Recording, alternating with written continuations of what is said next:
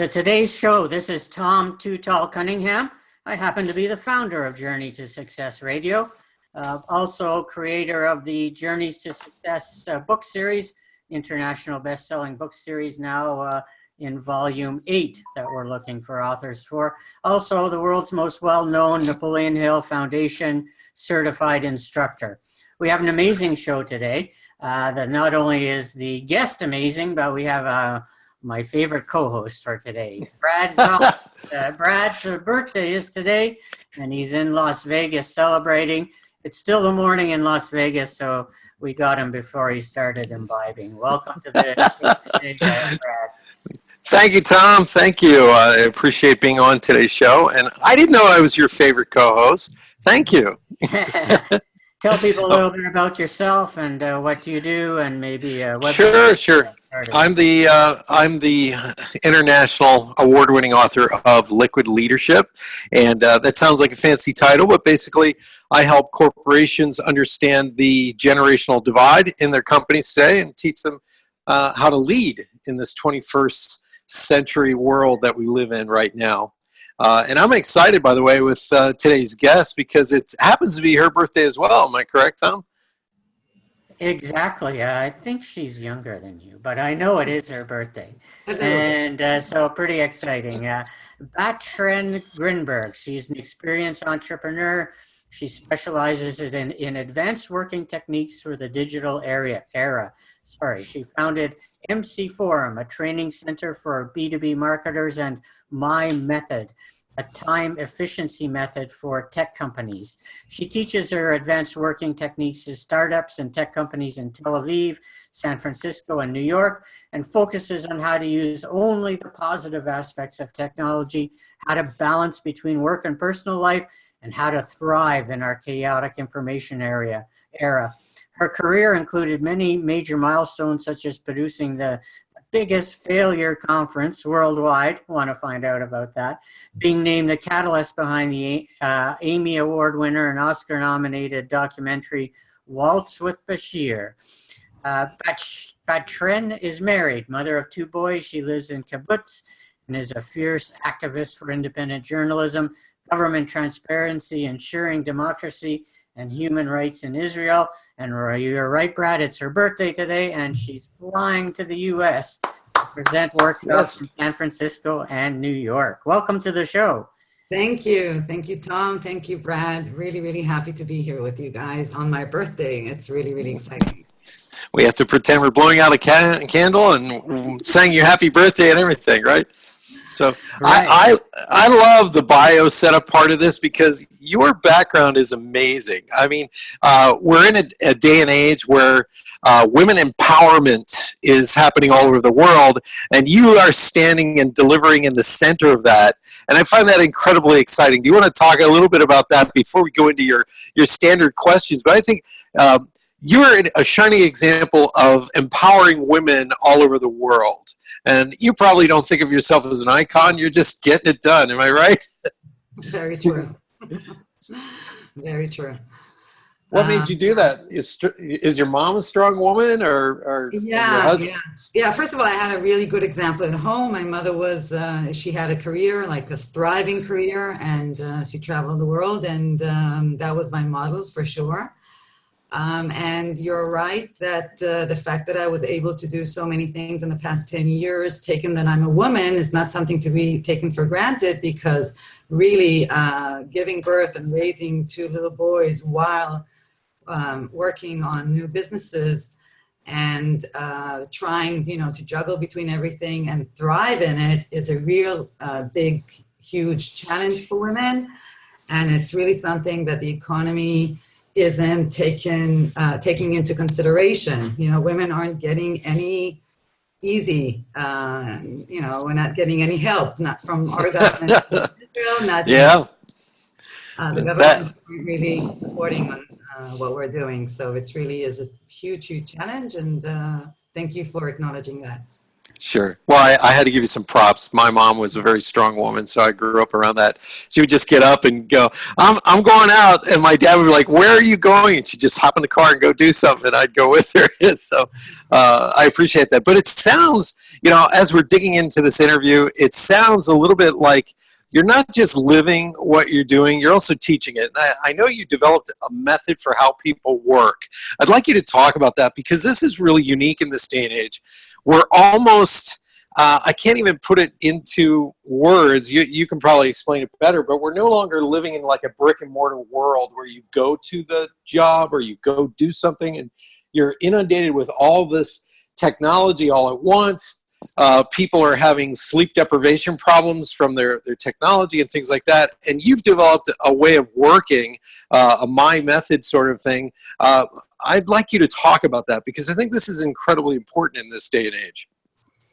Yes, thank you. The thing is about really the challenge between balancing work and life has been increasingly difficult because of the digital era that we now live in. So in the past 10 years, since Steve Jobs introduced the smartphone, all of a sudden the way we communicate and the way we work changed rapidly, and we really need to make adjustments, and it's like a new set of tools that we need to adjust to in order to thrive in this very challenging, destructive communication environment where we're constantly distracted and our attention is being challenged. And all of a sudden, I realized that through all the things that I was doing, I realized that many people around me don't get to answer their emails. Many people don't get to go, return their phone calls, or they run behind their tasks and they run behind their most important objectives in their lives. They don't get to them. And I really saw and heard so many people around me saying, I don't have time for this, I don't have time for that, I'm stressed and this is not a good time, it's now hectic around me. But then you realize it's all hectic times now, and there isn't really an easygoing month in your life when you can just, push everything that you left behind and then get them finished with. Every month of the year have all of a sudden been incredibly busy and overwhelming with urgent things happening around you. So there really isn't any more flexibility for people to say, yeah, I'll take care of it in August. August is quiet. No, August is no longer quiet. I mean, no month of the year is quiet these days. Yeah.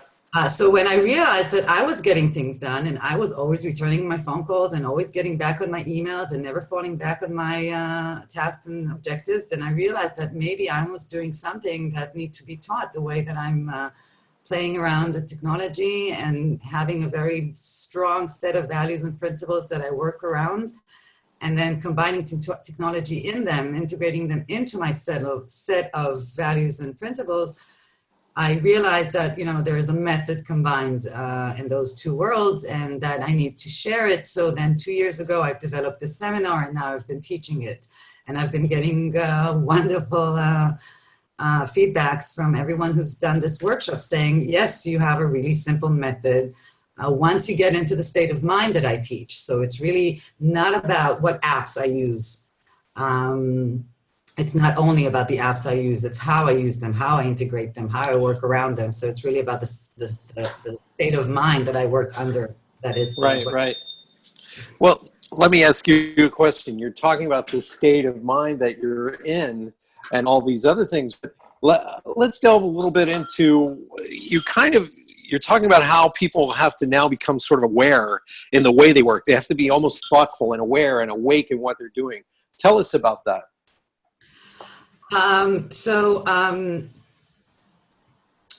What I'm teaching, so one of my core principles that I teach is, there's several core principles. I'm just looking at my notebook trying to figure out which one to start with, because it's also overwhelming to try and teach, It is. It's not, is challenging on its own.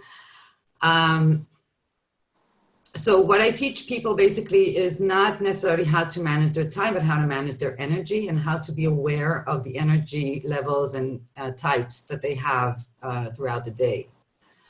And it's easier for people who are independent or, entrepreneurs to implement it. And it's a little bit more difficult for people who are hired and don't have full control over their schedules. So if you have 100% control on your schedule, it's really, really easy then to tune in your day and according to your energy levels and energy preferences. But when you're working inside a company and you're part of a team, then you can really take in about 80 to 90%, but you will have 10% where your schedule is not in your control. Right. So if you want me to elaborate about the thing about energy, I'd love to hear about that, because honestly, and I'll tell you why. Tom, you can jump in here. I know Tom suffers from sometimes debilitating pain. I myself, I'm a big fan of energy, you know, and some of you are listening in right now. You're probably thinking, what is this new age mumbo jumbo and all that nonsense? But in today's business climate, people are bringing their personal to the stage, because, you know, if you're a phenomenal father at home, why can't you use that nurturing communication skill when you get to work? And if you're a person who is like me, I'm a very interpersonal individual. I'm probably the best person you need for your sales pitches, for interpersonal communication in the office, things like that. It's each person has an innate type of energy that they're bringing to the table, and the business world can sometimes drain you. And I think what you're talking about, and you're going to elaborate a little bit more on that, Baishen, is the person has to monitor almost like a barometer inside themselves where they are the strongest and most effective during the day. And then when they hit that milestone in the middle of the day where they feel they have to go get a cup of coffee and, you know, maybe, I can't get through this, or they try to push through it and they really don't get through the job done because they're working with depleted energy. You have techniques that will help with that. Am I correct? Yeah, very correct. Really being aware of the energy levels and types, as I said, that you have during the day, and they change all the time. So I'll just explain that one of the main topics of my seminar is the initials are HIME, and HIME stands for High Impact Minimum Effort. And we want to understand in each of our tasks, when is the right time for it? When am I going to do this task that it's going to require the least amount of energy from me, and it's going to give me a huge impact that I'm looking for? And each of our tasks has a different time, and each of us have a different time. I mean, it's a very subjective term, so I'll just give you an example. For some people, to conduct work phone calls, you know, like long phone calls, not just, you know, how are you or stuff, but really phone calls where you need to be, you know, you give your 15 or 30 minutes of your time and be focused on your phone call. For some people, this task would be easier and will require a minimum amount of energy if they do it in the morning. And for others like myself, noontime would be best for this type of task, because in the morning it will require a big amount of energy from me to conduct long phone calls, because I'm not a morning person and whatever. So for my husband, for example, for him to get in the car at 7 o'clock in the morning and get on phone calls, and by the time he gets to the office, he's done with half of his tasks, you know, he's done. and he's into it, you know, he can have like 10 phone calls in a row just sitting in traffic in the morning, and he's all, you know, up to beat with that. But for me, you know, not before 1 o'clock in the afternoon. I would rather schedule my long phone calls for noontime, and then I'll just group them together and have them done at 1 or 2 hours straight. And that's how I'm going to tackle that kind of task. So each of us has a different time for each one of those tasks, and we need to develop our awareness to it. So for example, for some people to go on sports activities in the morning would be their high, for others in the afternoon, for others at night. And for some people to write a document, write a concept, you know, be creative. For me, it would be 10 o'clock at night. For others, it will be 7 o'clock in the morning. For some, it will be 4 o'clock in the afternoon. So every task that we do, preparing presentations, working on Excel sheets, phone calls, meetings, face-to-face meetings, virtual meetings, What else? I'm laughing. I'm sorry to laugh, but Ken, you have nailed something down that I have felt guilty about for years because I've always had business partners, even my wife and friends and family. They get on my case because I'm not that productive at certain times, but they're expecting me to be productive. And I always thought, oh, yeah, I'm just going to do busy work here and try and get stuff done. And guess what happened? I would waste so much time. And now you're telling me, okay, that was smart of me to start working at 10 o'clock at night. And I got more done at 10 o'clock at night to 1 o'clock in the morning than if I had just been, trying to push through the whole 8-hour day. I got more done in those 4 hours. So anybody who's listening, I want you to realize each and every one of us has a cycle of productivity that's unique to each and every person. And Bethen, what her program does is help you nail that down.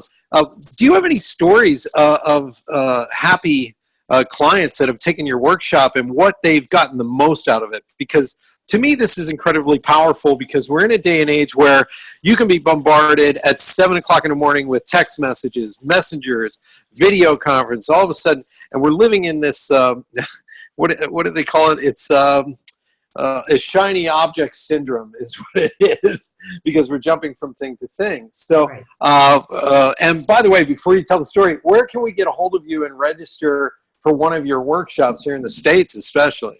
Yeah, well, I'm coming into San Francisco next week, so I'll be giving 2 seminars on February 21st and February 22nd.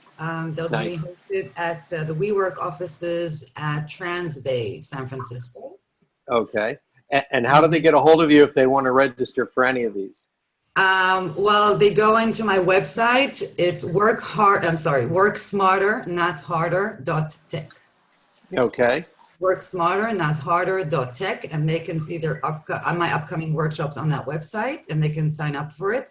The seminars are free, by the way. They're free in the Dana Buddhist approach. Are you familiar with the Dana approach? No, I'd love to hear this. Tell us. It's an ancient Buddhist method for teaching, and it's what it says is that a teacher is generous with its knowledge and time, and it invites everyone to come and learn, and then they can pay with goods or money as they see in whatever matter that they're capable for. So right. Each pays after seminar, whatever they can and whatever they want and feel to.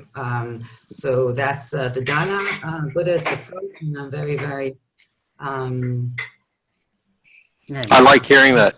That's actually the 21st century method of work. Offer a lot of things for free, and then if someone wants to participate at the next level or pay or contribute, then they do. It's sort of an offering of thanks on that. So, pay it forward almost. Yes, exactly. Yeah, it's also hard for people to take time off and attend seminars because, time has become so expensive now because it's so hectic in these days. Right. And this approach really helps people with kind of, being more generous to themselves and saying to themselves, yeah, I want to go out of the office and put some time off to think and contemplate on the way I work and open my mind to new opportunities or new thinkings. And it's also, and this approach really enables it because it's so hard to, get into traffic. Traffic is hard all over the world right now. I have a question that I'm asking, and of course, if I'm asking it, I'm not totally crazy. Other people probably will be asking it. I've taken efficiency and productivity classes, courses, time management. What's different about yours, specifically different? And of course, some of mine were way in the past, so they're maybe not appropriate in today's digital era. But explain to people what's different from your class from other productivity classes out there that they might have taken. You're right that a lot of people knew about time management workshops like 10 years ago, but today I teach something completely different because it's not about the theories behind how to manage your tasks. It's really my method. I'm showing my my desktop I'm showing my method of working on my emails and working on my browser and which apps I install on which of my devices, what happens on my tablet, what happens on my mobile, what happens on my laptop, how I integrate them, how I semi-automate those apps all together. So it really is a hands-on, I show my entire method and how it's working for me. And it's been working really, really well for companies in Tel Aviv. So I'm sure that also all the techies in the U.S. and San Francisco and New York will benefit greatly from it because it's really. Well, I wanted to just jump in here real quick. The reason that we're having this need for time management training, and by the way, time management is not managing time; it's managing yourself. And the thing is what happened is back, and we won't discuss age here on my birthday, but when I was in my 30s, I started one of the first .com companies to go public on NASDAQ. And I started to realize there was a generational divide in the way people worked. And it seemed like anybody, and remember, this was a long time ago, almost 20 years ago. So fast forward now, and I truly believe anybody who's 40 years of age and younger, they really have been immersed in this new way of working, which is I can handle my emails, I can work remotely, I can go to a coffee shop and write my next great novel, do my job in 2 hours, go home for the rest of the day, go on the beach, do this. So there's this ongoing way of working. You work where you can work. So you are not nailed down by location.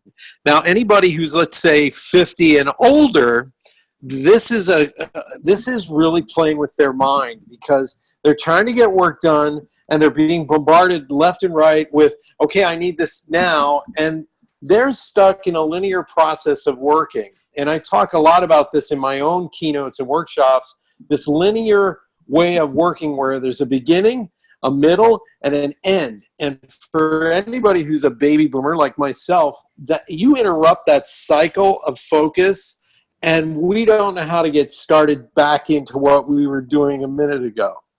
Yeah. So what your workshops do is you really help with this. Yeah. I have to tell you, all the our generation, like my generation and younger, I just turned 40 today, as you know. Bravo. Thank you. L'chaim. L'chaim, mazal tov, mazal tov.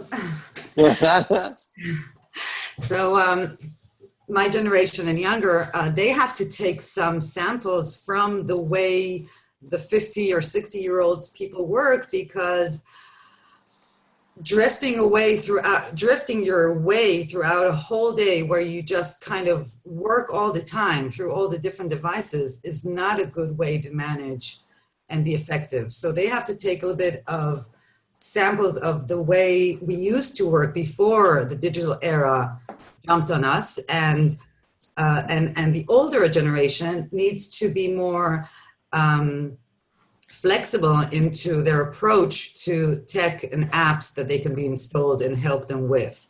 So yes. Both generations need to take parts of the others, because the younger generation is not being very productive at all, although they are all the time available, and although they have all the technology in the world available to them, still the productivity levels stay low, the stress levels go way up. Yep. So that isn't working for them either. And I think the older generation needs to be up to date about what's happening, and they do need to take in some of the more flexible and quick approach to projects, and both need to kind of listen to what the others are doing.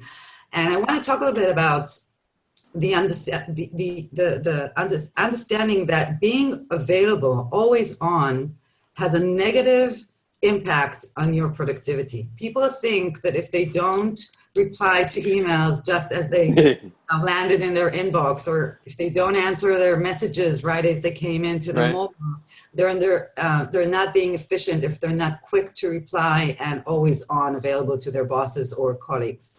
But that exactly is what kills their productivity, is that being always available and thinking that you need to attend every message or interruption or notification that just came in as it came in. That's like a big no-no. I mean, I'm very well known in my circles to be the person who never replies. But it's not that I never reply. I always reply. I just never reply when the message came in.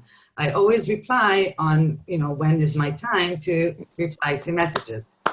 So, Batren, you're saying you've established boundaries. Is that what you're saying? Because I had somebody who wanted me to go into business with them, and they were texting me at 9 o'clock at night. They were just texting me whenever, and I realized if I respond back to them, I'm training them on how to treat me. Right. And therefore, they were going to do this all night till 11 o'clock at night. So what I did is I would not respond from a certain time on. And I let them know I do business from 8:30 to 6 o'clock. After that, if I respond at all, it's out of courtesy. But I am not available after a certain time. And I will let them know that. You're not available to take things that aren't urgent. You are available to take things that are urgent. So you need to define together what is an urgent matter that needs your attention. So they know to approach you only for the urgent matters that need to be predefined. And did everybody hear that? Write that down. Mm-hmm. I think it really brings me to another real pain point. People tend to consider everything to be urgent. Or people tend to consider many things to be urgent, although they aren't. And so people who work with clients, like digital agencies that I work with, and they say, I need to attend to my client. If he calls me at 9 o'clock, he's my client. I cannot not respond to him. And I said, fine, you have to respond, but it needs to be only for urgent issues. It cannot be that every day you're going to take phone calls at 9 o'clock, taking away your time with your family, taking away your time with yourself, taking away time that was meant for sports, for leisure, for thinking, for sleeping, for enjoying entertainment. You can't be distracted all the time by clients who just want to consider everything that they're doing as urgent for their ego, purpose or whatever. Yeah. So people forget that really urgent matters are rare and are what's the word for it? Everybody thinks everything's urgent. We don't really have many things that are urgent in our day. It's true.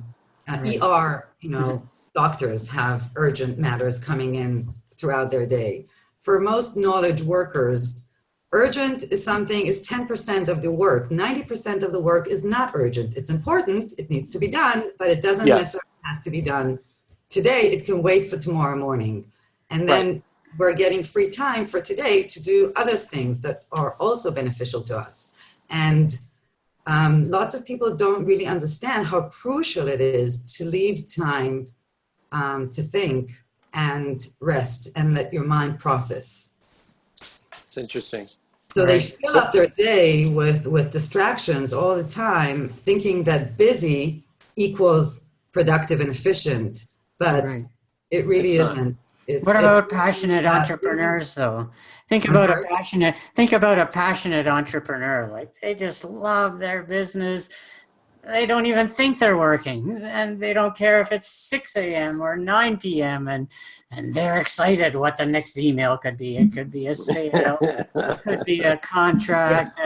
This would be harder to train entrepreneurs, I think, to do than single entrepreneurs, I would say, because once you have a family and you have kids, and all of a sudden your schedule runs around other important things that you need to attend to. When you're single, it's like you have a 24 hours day work because there's no limitations. You can work 24 hours. No one's going to tell you to stop.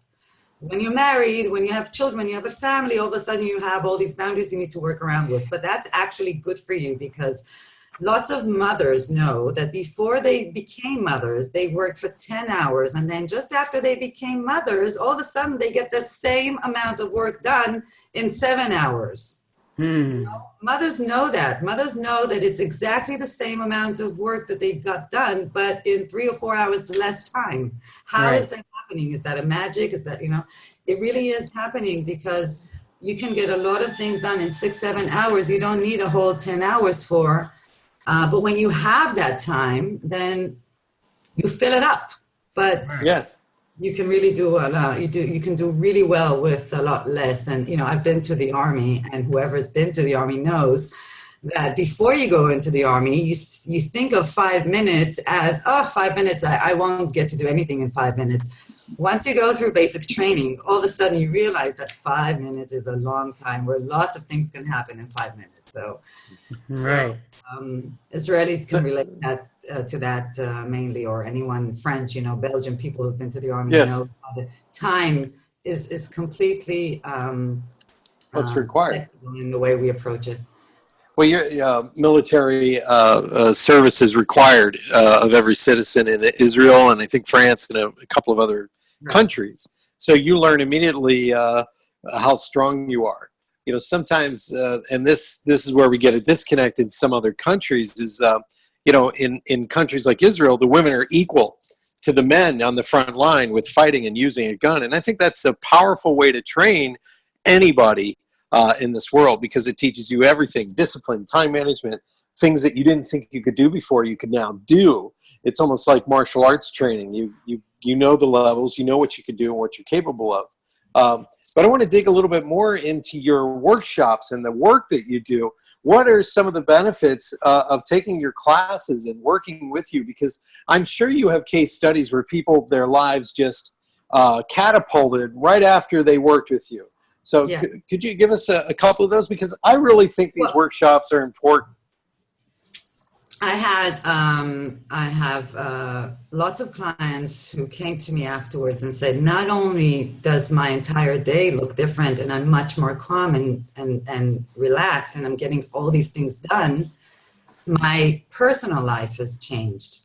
And all of a sudden, my interactions with my spouse changed, because we don't need to talk about logistics and administrations anymore when we get together. All of a sudden, we have this method where we run the house and we run the children, we run everything, all the errands that we need to do. We have them digitally going through those funnels that we built. So when we meet, we have time to think of and talk about, and and have a different type of communication going on between us. So they were surprised to see how that affected their personal lives too. So that was nice to hear, that not only affecting people's work, but actually their personal lives too, the quality of the personal relationships. And I've seen companies who integrated the method, and they're seeing a boost of productivity, because meetings are shorter now. People spend less time in meetings. People reply to all their emails. People think really well about how they manage your inbox, and all of a sudden you don't need to remind people, because a lot of companies, you constantly have to check up on a follow-up task. So you constantly have to check up. I sent you an email last week, you never replied to it. So all these circles that are never closing, and so people need to constantly follow up on everything they do, because others are responding to them. So all those circles all of a sudden now close up, because everyone's working the same method, so you don't have to check on open tasks anymore. Right. And that in its own saves 30% of your time, because you don't need to you have all these closed circles going on around you, and all of a sudden everyone is becoming more efficient, and the work is just flawless, and it's just really easier to conduct. Another thing is about people people tend to embark or barge into other people's schedules, or even attend to their desk and pop questions to them. And all of a sudden they stop doing that. All of a sudden they approach people saying, listen, I want to talk to you about this and that. When would be a good time and place for you to have this conversation? So they're not starting a conversation by asking, did you email that client, whatever happened? They're not starting the conversation with the content of the conversation. They're starting the conversation with, when are we going, and in which method, which platform? Is it going to be a face-to-face meeting, a phone call, an email? How are we going to approach this content, this topic, and when? So that is what they're approaching their colleagues with. And so that's a much more, respectful and efficient way to approach a project when you first of all decide on when and how we're going to talk about it, and then we schedule it to the time and frame that we decided on, and then I can carry on with my work, and I don't have to think of the other topic that they just brought up. Right. Nice. Right. This is I'm taking notes, by the way. I don't know if you're taking notes. I I am, love man. We're coming to the I, workshop in New York, Brad. yes, I want to be there. February 28th, Uh, in New th- York. this is amazing, and I'll tell you why. These are just subtle shifts that have incredible results. Like you say, high impact with minimum energy. So it's sort of like, Like I love it when, time hacking. yeah, it's time hacking. And I love when we have a guest on the show that really brings some tools that we can all really use. And they're Right. very subtle. They're very subtle shifts. But it also sounds like you have some really in-depth tools and things that you're doing. And I don't want you to spill all the beans, but can you give us a couple of hints Yeah. as to what we're going to learn when we work with you? I mean, this sounds powerful, but I sense you're not giving us the whole meat and Well, potatoes there. it's a 10-hour Right. workshop. Okay, It's a caboodle. 10-hour, between 8 to 10-hour workshop. So that I really do have a Yeah. lot of content going on in there. But do you want to hear a little bit about apps? Like, Oh, yeah. Yeah. talk about web Yeah. apps? Okay, great.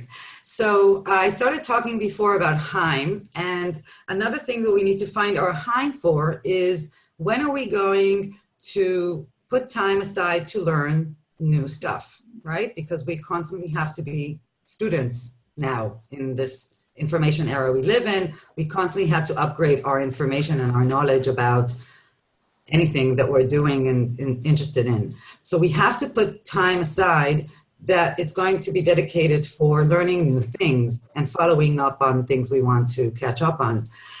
And so people need to understand or to think and figure out when is their time for that activity. So for example, I would give 1 hour a week where I'm going to read and scan an enormous amount of information that I've captured throughout my work week, and I'm going to read it on that hour. So first of all, I decided that it's going to be, at the end of the week, in the afternoon, when all of my tasks and assignments are done, then I'm going to sit and just give 1 hour of going through new material and information.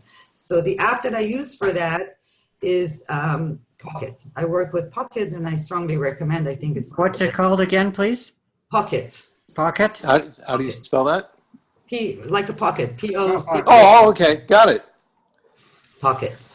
So Pocket is a really, really wonderful web app. What it does, it captures content online, but when it captures it, it will take away all the side menus, upper menus, ads, and images, and all the web noise around the web page. So it will capture only the text. So if you're opening an article that someone emailed you and you're opening it on your browser, once you capture it into Pocket, you will get only the text, okay, without all the distracting objects around it.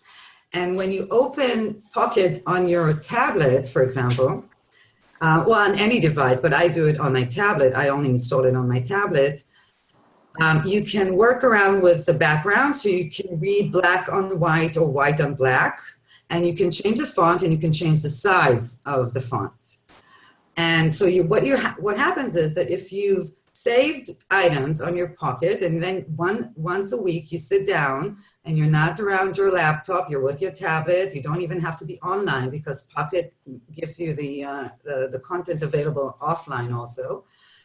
So you can be away from your desk and you just sit down for an hour. You can really read fast through 50 pieces of content in an hour and just kind of scan quickly. And I will be doing that with my notebook and my pen next to me. So once I scan all the material, I can capture names, products, insights, quotes, whatever I want. I can just copy it to my notebook, and then I can just delete the article after I've scanned it. So this is a combination of, first of all, finding the HIME, so there's, the set of principles that I spoke about, and then using the app on the right screen, because I recommend if you're going to read a lot, do it on your tablet, not on your mobile. And I don't recommend doing it on your laptop, because then you'll be distracted returning emails, because that's really hard to resist. So I want you to be away from your email, and I want you to have a nice big screen in front of you, and you play with the background, you play with the fonts and sizes, and then you're adjusting that 1 hour to your own preferences, and you can scan through really a big amount of information. And you know how, every day you get like 10 emails at least that have some articles that you want to read. So I open those emails, I save them to Pocket, I delete them, and I carry on with my workday and everything that I wanted to do on that day, because I know that once a week I have that 1 hour where I'm going to fast scan all that content that I saved. So there's a win-win, you can just carry on working on your inbox, knowing that all this great content will wait for you for the right time and place, using the right app, using the right communication format, in that sense, tablet. Nice. Awesome. So there's a hack for you. And any other app? And there's other features in Pocket that I'm going to show in the seminar how to use. I can't get into it right now because I need to demonstrate it to you, but there's other features that I strongly recommend in that app. And there are other features that I don't. There are some apps that I show which features to use and which features I don't recommend using, and why. There's really a lot of importance in using several features, not all of them, and really not working with the default settings of every web tool that you get. You really have to work and make your own preferences of how to use it. It's true. Very true. Yeah. Now I have a very important question, and I know you may touch on this, but where does a day off or rest fall in this arc of the My Method and the new way of learning? Yes. Where does that fall in? Give me a day off. I talk a lot about the importance of taking time to rest and contemplate, because there's a lot of brain research going on in the past 10 years. And the research shows that our frontal lobe that is in charge of all the new thinking, the new ideas, the new insights, right? That area of the brain, that area, which really is responsible for every new thinking, new ideas, new insights, all of our progress and development is laid in that area of the brain. That area kicks in and starts working only when we stare. Only when we stare. Only when we stare? We need to stare in order to get that area working. And basically what it means is that our brain needs to rest in order to process and have new ideas and new thinkings. And that's interesting. Nice. You cannot sit in front of your laptop or scroll through Facebook feed or browse the internet and get new insights. You have to be away from it. You have to be staring at the horizon if you want that area of the brain to work. That's why people get their best ideas when they go out to jog, when they go in the shower, when they go on vacation. They'll come back and say, I have this great idea. It's only when you walk away and you let your brain rest, does it start working and processing and giving you the ROI that you really want to get from your day. Wait a minute. Resting is like a crucial part of I have to write this down. Yeah, you need to rest a lot. Because Napoleon Hill, Dale Carnegie, Emile Coué, all these great thinkers always said you have to stop and think before you can take action. You have to stop and process. Process. Let it digest. And now you're saying there's scientific evidence to prove that. For all us workaholics out there, we need a day off. You need to work, 7, 6, 8, 4 hours a day. And the rest of the day needs to be dedicated to other activities that will enhance your workday, that will then bring back value to that workday. Wow. Yeah, it's really is about getting as much leisure as you can if you want to be productive. That's the thing. So I'm going to ask this, and I have to jump in now that you said this. How do you trick yourself? Because I know there are people listening right now who are like, I'm going to take every, let's say, Saturday off and go dark and think and write and do all this. And that happens maybe 2 weeks in a row, and then they go right back to their bad habit. How do you trick yourself? Batchen, how do you do that? Well, you don't have to do it a whole day. You know, you can do 1 hour a day where you dedicate it to yourself and you go out for a walk or a run, or you just sit quietly wherever you are, meditate, do your yoga. You know, there's a lot of it, and you can do it once a day for an hour, and that will be incredibly beneficial. You don't have to take a whole day or a whole week or a whole month. It actually is better if you take 1 hour a day rather than taking 1 week off.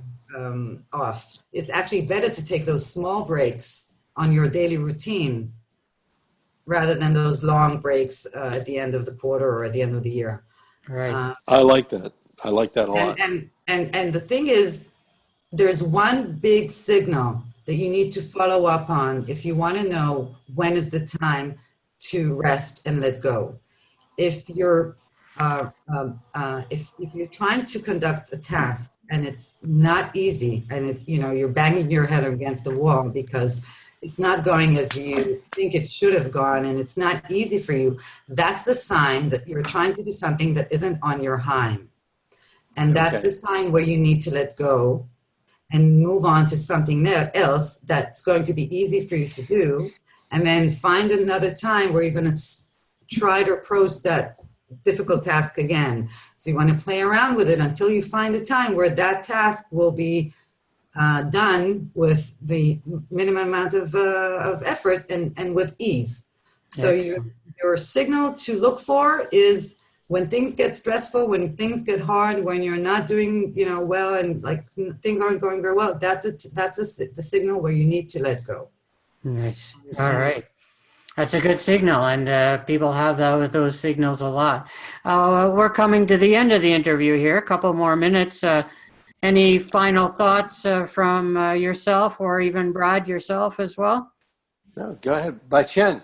I'd love to hear more from you about the work you do. Give the website too again at the end, please, so people can find you. Okay. So really is my main message is that everything is possible to do with ease. I mean, that's the main message for me. Nice. It's looking for the easy way to do things that is the right way. And we were taught the opposite. We were taught that hard work gives results. I'm talking about the exact opposite. I'm talking about getting better work done and getting things done when you look for the easy way to do them, when the easy time with the good energies around it. That's a thing. Not to work harder, but really to work smarter and with ease and enjoy the ride and have a life, because it's really, really crucial for people to engage in their lives and not just in the work. Work is just part, and it's just, you know. Right. Exactly. So the website is Work Smarter, Not Harder. And as I said, I'll be in San Francisco February 21st and in New York February 28th. .tech. Work harder, not smarter. .tech, right? Work smarter, not harder. .tech, right. Yes, and if you go on Eventbrite, I believe it is, your My Method workshop is there. It says My Method, your survival kit for working in the digital era, and it's going to be at the WeWork Trans Bay at 535 Mission Street in San Francisco, California. And it says on the invitation, Batchen, that it's February 22nd. I want to make sure that the date is correct. It's both. It says February 21st and one on the 22nd. Okay. Right. You can sign up to either one. And then New York, February 28th and March 1st. Nice. And we'll put the link for those in the Blog Talk Radio show description, so people can click directly on the link from the interview. Thank you. Thank you. Awesome. Yeah. Excellent. Well, it's been an exciting interview. Both Brad and I have made some notes, I'm looking forward to working less and being more efficient. And so thank you so much for joining us. Again, people, work smarter, not harder.tech.